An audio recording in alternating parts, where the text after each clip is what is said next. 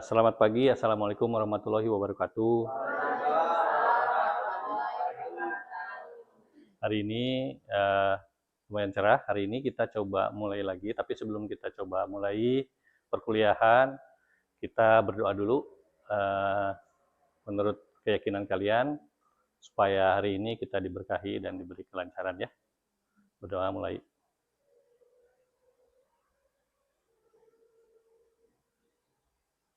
Sudah selesai. Hari ini kita akan membahas materi tentang ekonomi mikro, tentang perilaku konsumen. Namun sebelum masuk ke teori perilaku konsumen, pertemuan sebelumnya kita evaluasi dulu bahwa dalam teori mikro, penggunaan atau perilaku konsumen menjadi sangat penting ya di materi yang sebelumnya. Nah, sekarang kita coba lebih memperdalam lagi perilaku ekonomi seperti apa. Kan tentunya kalian pernah jadi konsumen ya. Nah, kalian kategori sekarang tuh kategori Gen Z ya, Gen Z. Tentunya menjadi konsentrasi kalian bagaimana ketemu dengan customer atau membeli barang atau memilih barang. Nanti akan ada pilihan biasanya. Ketika nanti kalian jadi pengusaha ataupun mempunyai toko misalnya lah gitu, atau mempunyai barang yang akan dijual, konsumennya pasti akan milih mau brand yang mana atau mau pilih yang mana. Kalau sekarang lebih banyaknya di live TikTok kan ya. Kalau live TikTok pasti ada pilihannya. Silakan kakak gitu, ready yang mana seperti itulah. Nah, perilaku ini yang nantinya akan dipelajari oleh kalian secara teori. Banyak sekali yang mendukungnya, Kotler, Basuswansa, kemudian Schiffman. Nah, ini teori-teori bahwa perilaku konsumen ini menggambarkan individu dari pengambilan keputusan. Yang tadinya mau milih A jadi milih B karena B-nya diskon. Yang milih B nggak jadi karena yang C-nya beli 2 atau beli 1 dapat 2. Nah, perilaku ini yang kalian nanti akan pelajari lebih detail. Nah, hal yang menarik dari perilaku konsumen ini, nanti si konsumennya tuh akan mencari, memilah, atau istilahnya membeli menggunakan mengevaluasi penentuan dari produk jasa. Ada beberapa konsep dari perilaku konsumen ini yang nantinya kita bisa menghitung.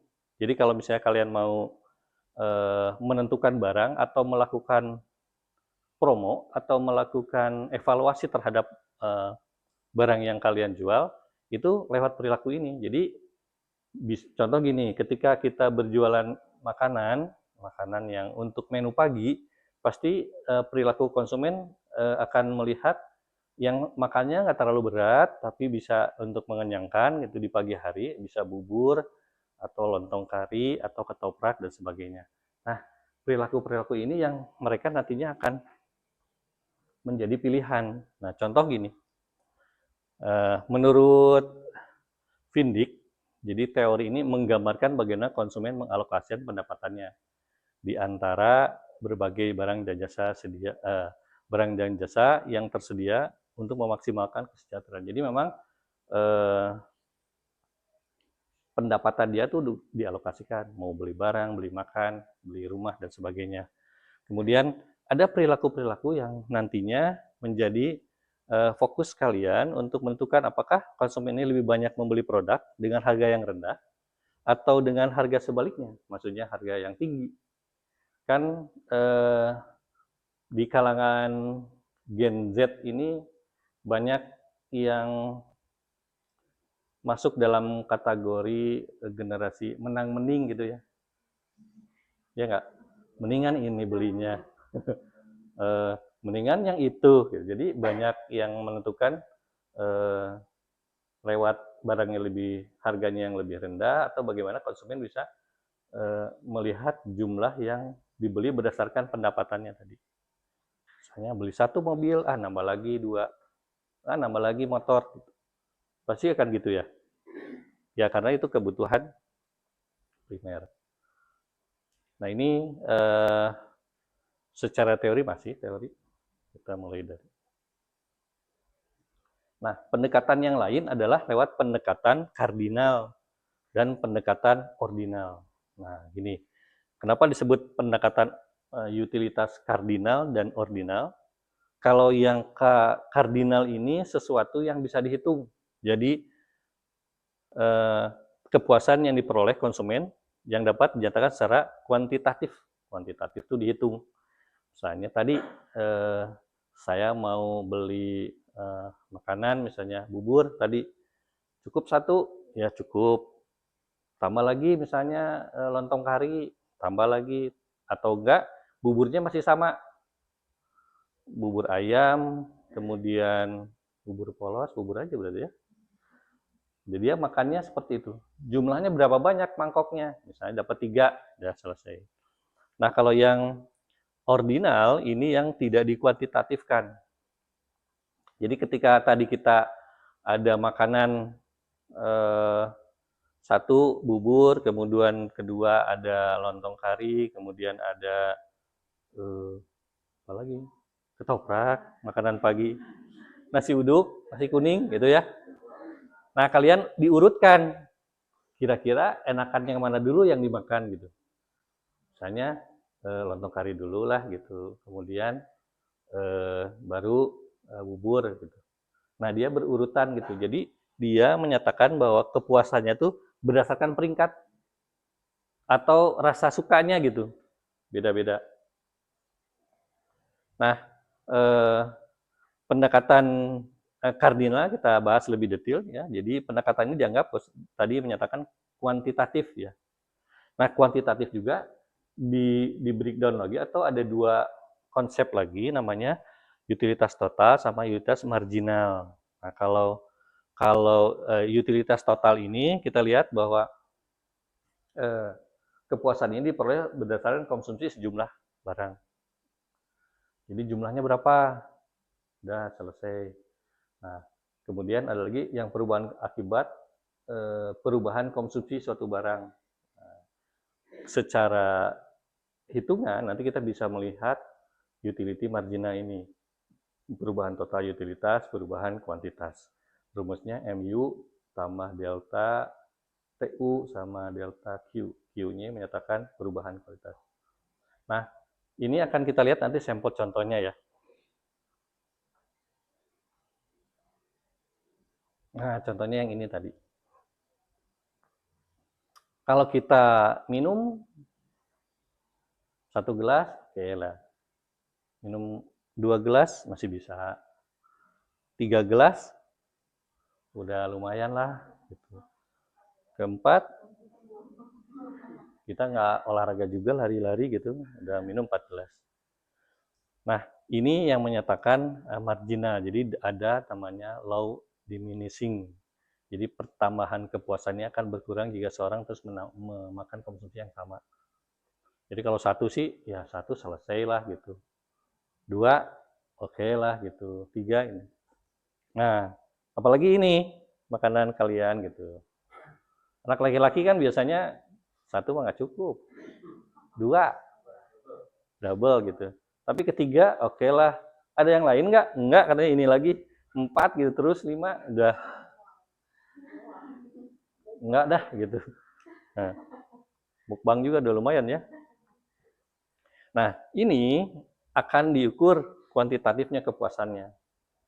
Jadi kalau misalnya air mineral pertamanya masih 0, yang ke-1 nilainya misalnya 40 totalnya. Yang kedua 60, 3 70, 75, 73.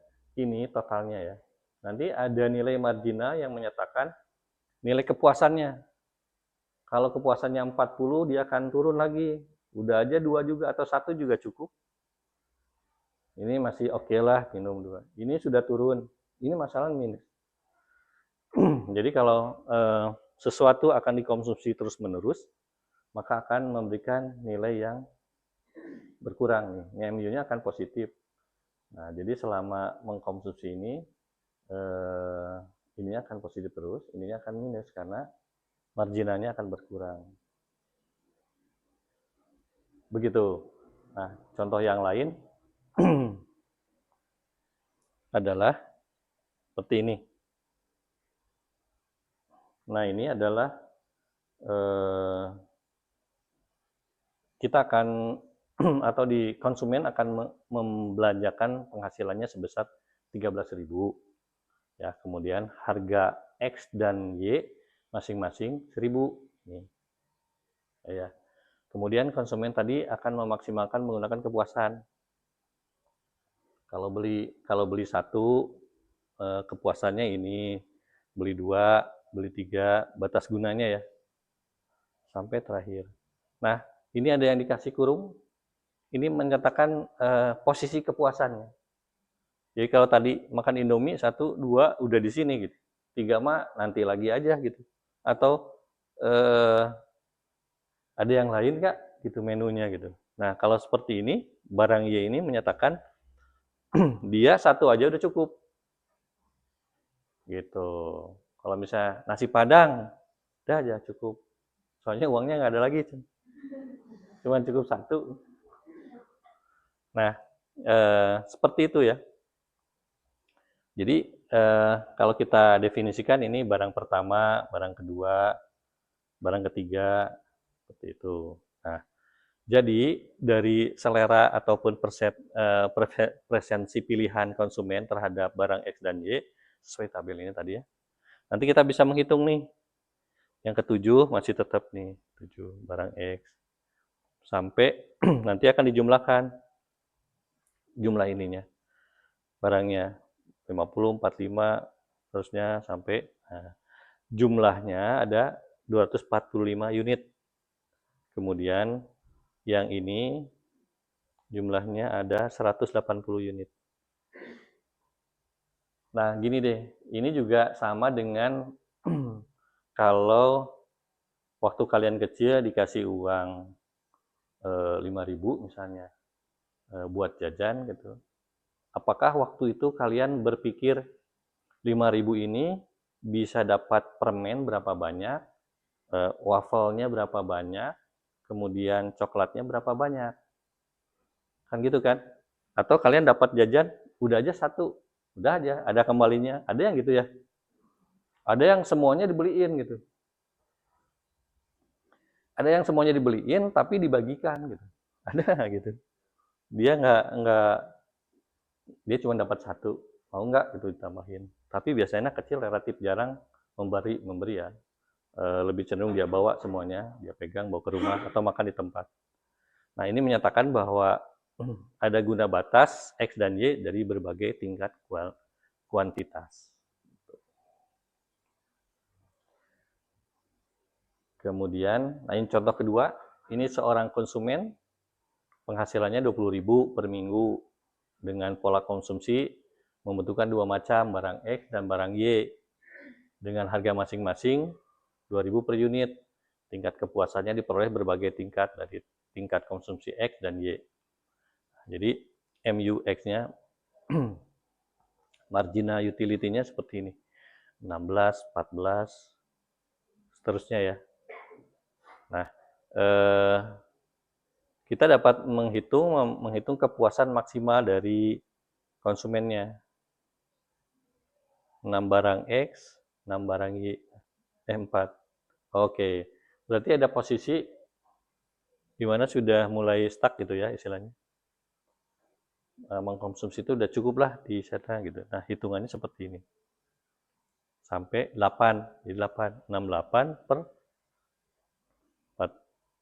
48 ya. Dijumlahin, jadi totalnya 116.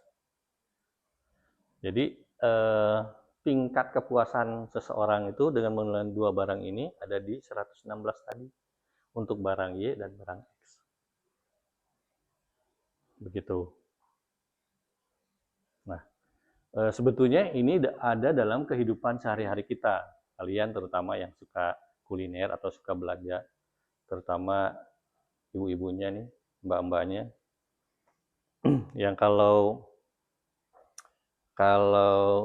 belanja ke mall, saya juga sering menemani istri gitu, kan kalau belanjanya satu udah dapat baju nih, terus muter lagi, ya ini ada yang lebih bagus nih, ada yang lebih lucu, dapat lagi satu gitu, terus muter lagi, nah ini belum ada nih, belum punya warna ini, iya, jadi muter aja terus.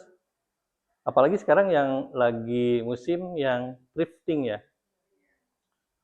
eh, ya baju lah, baju apalagi thrifting yang branded gitu, yang harganya saya sering nonton juga sebelahan gitu nonton gitu, yang harganya brandednya misalnya sebutnya teh Uniqlo gitu, dia akan memplesetkan mereknya gitu. Uniqlo harganya yang biasanya 200 jadi 100, jadi 15.000 deh. Iya, Uniqlo terus apa lagi ya? Yang brand Zara, Joro katanya. Ini merek Joro atau Jere gitu. Dia akan memplesetkan gitu karena kalau enggak di ban gitu.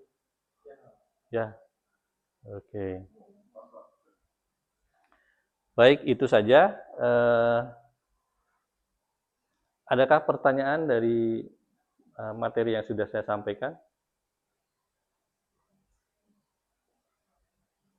Ya, ini. Dalam konteks teori perilaku konsumen, yang Bapak jelaskan bagaimana sebenarnya relevansi pengukuran utilitas secara ordinal dan kardinal dalam praktik ekonomi modern khususnya di era digital. Nah, baik. Terima kasih, ini luar biasa pertanyaannya. Jadi relevansi antara kardinal sama ordinal, tentunya kalau kardinal kepuasan konsumen yang bisa dihitung, yang tadi saya sampaikan ya, dihitungnya dalam arti kata 1, 2, 3. Kemudian kalau yang ordinal itu yang sifatnya pilihan, jadi ada diurutkan nomor 1, nomor 2, nomor 3. Bisa nomor 1 dulu, nomor 2 dulu, nomor 3.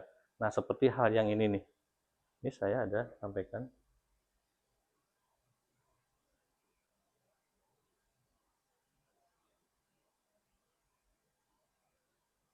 Nah, seperti ini. Nah, ketika seseorang itu belanja, keranjang kuning kakak, jangan lupa diklik A, B, C, D. Nah, dia membeli 20 makanan, 30 pakaian. Nah, kemudian yang B beda pasti pilihannya. Nah, ketika posisi seperti ini, kalian aja pasti bisa berbeda pilihannya. Menurut kalian, dari keranjang ini, kalian pilih mana? Coba Iren, pilih yang mana? Di antara A, B, C, D ini. Mau yang mana? Kayaknya Iren gede, berarti cari yang makanannya banyak. C kan ya? Ini 40, ini 40. Nah, kalau Muti, pilih mana Mut? Oh, hampir dekat ya? Jadi yang penting pakaiannya banyak. Makanan mah bisa nyari sendiri gitu, atau nyari yang lain. Nah, pilihan ini yang menjadi kombinasi tadi. Jadi relevansinya antara ordinal sama kardinal itu akan di era digital sekarang malahan kita bisa memilih lewat transaksi online tadi. Karena dalam konteks mungkin kalian pernah dengar big data ya. Learning machine pernah dengar? Ya, big data sama learning machine itu saling terkait datanya. Jadi pernah terbayangkan nggak oleh kalian ketika kalian sering buka kuliner makanan, pasti di IG-nya, di TikTok-nya yang datangnya itu semua. Ya, algoritmanya seperti itu. Nah, relevansinya seperti itu. Jadi kalau kalian sukanya di makanan, pasti ya makanannya datang. Jadi bagaimana kardinal dengan ordinal itu sudah ada di dalam sistem yang berbasis digital, big data juga seperti itu. Jadi big data sudah menyiapkan data transaksi, data semuanya. Kadang-kadang kita suka gini ya, kok IG atau TikTok itu kayak tahu perasaan kita ya gitu. Kita baru buka aja satu gitu, bubur pagi ini, terus lihat yang lain, oh keluar gitu. Atau IG lebih itu juga. Kita buka sepatu aja, sepatu misalnya lagi promo di mana sih? Planet Sport ya, yang promo. Nah, Planet Station ganti ya. Planet ada yang di bumi itu hanya itu ya. Kan yang lainnya di luar. Planet Station sama ini, Planet Ban. Planet yang ada di bumi itu.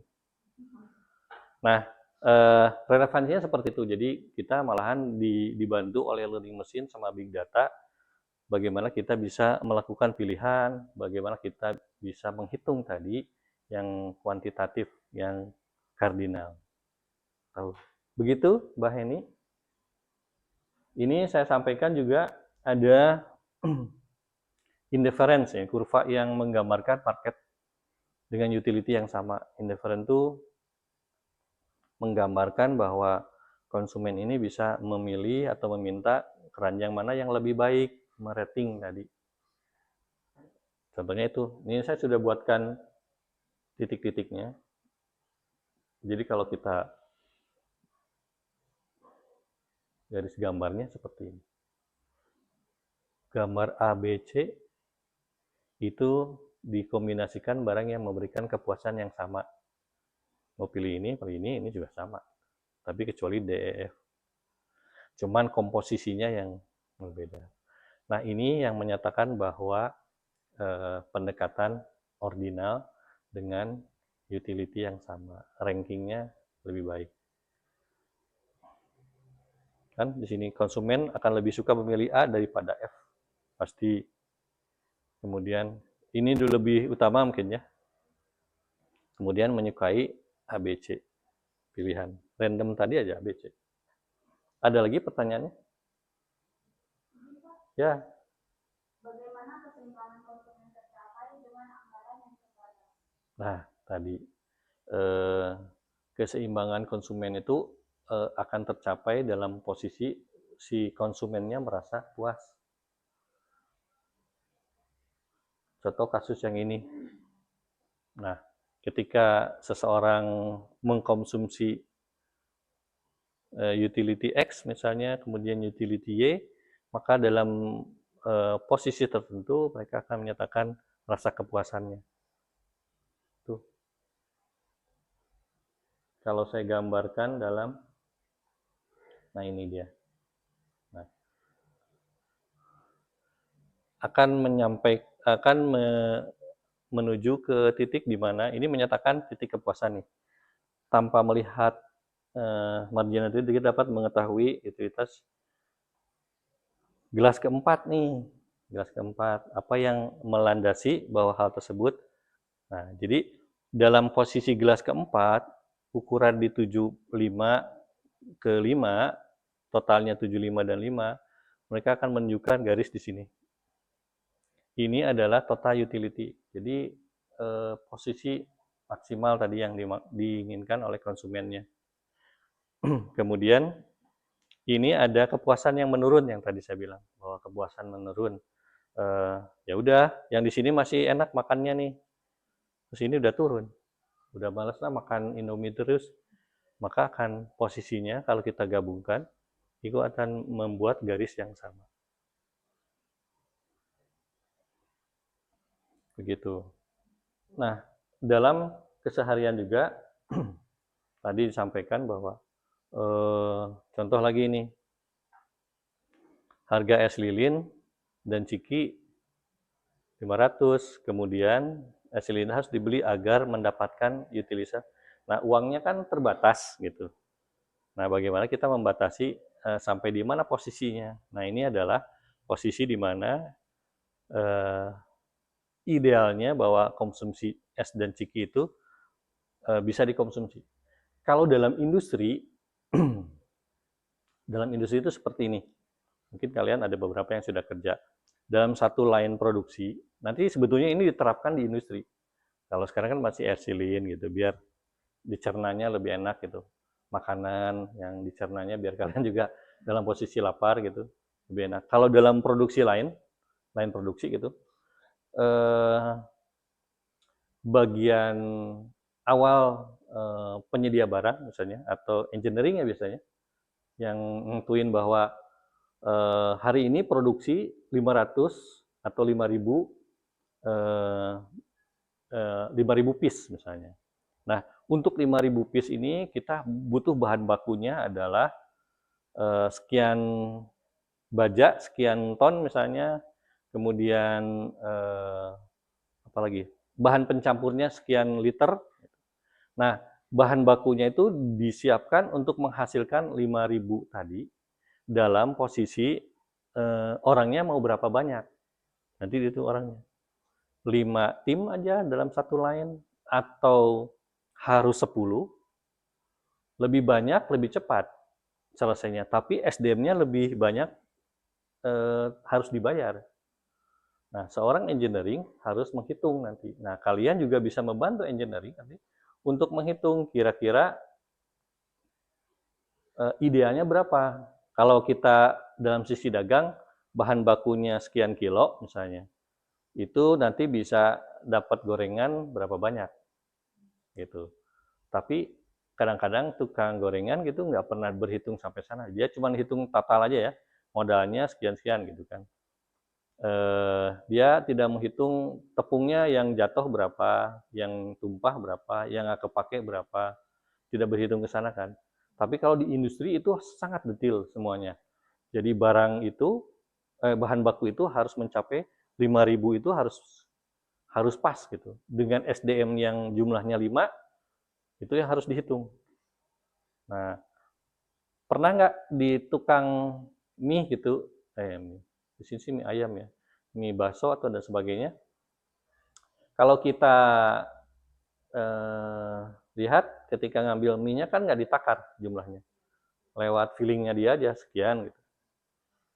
Nah, gitu. Atau enggak yang mie ayam yang buletan itu kan beratnya kita nggak tahu, langsung masuk. Nah, kalau di toko-toko yang punya perhitungan matang, dia biasanya timbang dulu jumlahnya berapa, sekian gram, oke. Nasi goreng juga gitu, sekian gram baru. Jadi tidak main bumbu alung itu loh. Tapi biasanya enak ya bumbu alung. Yang lung lung lung lung lung. Selesai rasanya oke. Nah, jadi seperti itu. Jadi pendekatan utilitas ordinalnya seperti ini. Ada lagi terakhir? Ya.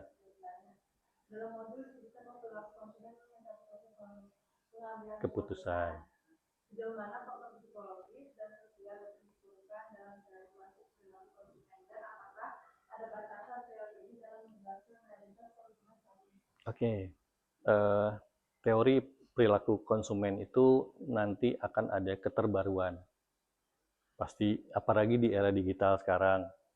Makanya tugas kalian nanti di awal, di pas skripsi, kalau udah nyampe skripsi,